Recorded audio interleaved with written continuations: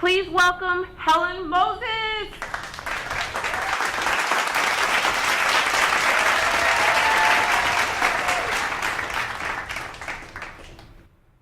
My first job out of my graduate school career was as a speech therapist in a brain injury rehab unit.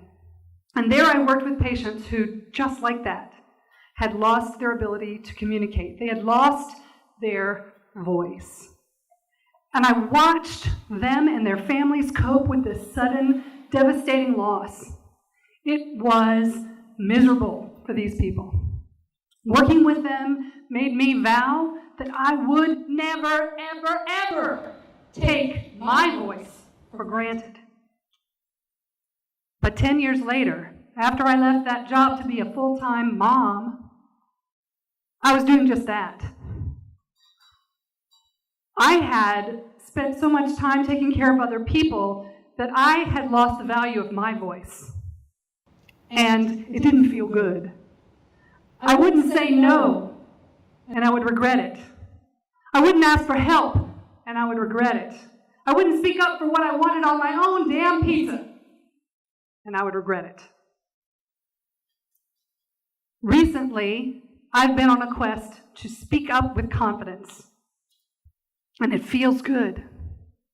But I was confronted with this same problem about 2 years ago in my church.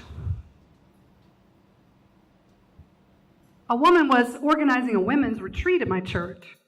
And she said, Helen, I know you're the one. You're the one that is supposed to do the music for this event, provide the music and plan it.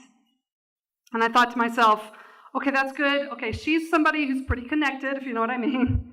And I thought, okay, I have to do this. And the other problem was I automatically knew the song that I was supposed to sing. That's a problem. Because the song I was supposed to sing is a contemporary Christian song. And I go to an Episcopal church, which, if you don't know, is very traditional. We have the pipe organ, and we might have a violin or maybe the brass at Christmas and Easter, but we don't have guitars and amps and keyboards and drums. Yet I knew that's what I was supposed to do, assemble that. The song that I knew I was supposed to sing was Holy Spirit by Francesca Battistelli. As I was singing the song, it was the final song of the women's retreat. I was standing in front of people in my church, my family, people very close to me, that I feared would kick me out of the choir because I was singing this song that was not what we normally do. Here's what happened. Holy Spirit, you are welcome here.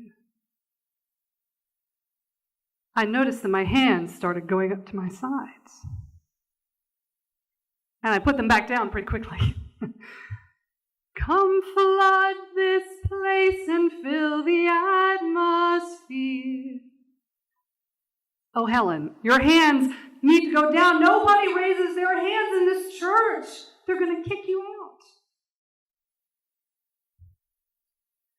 Your glory, God, is what our hearts long for, to be overcome by your presence, Lord.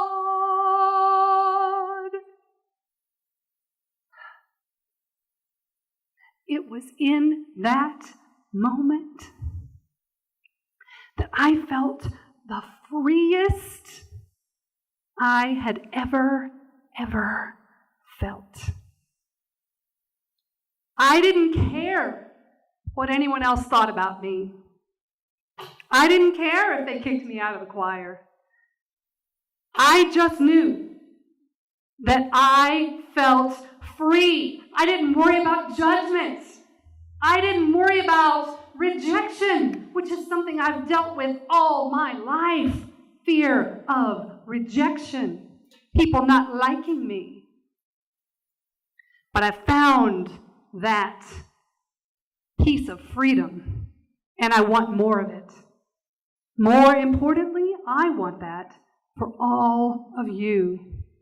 That freedom from fear of rejection is one of the best feelings that you can ever have.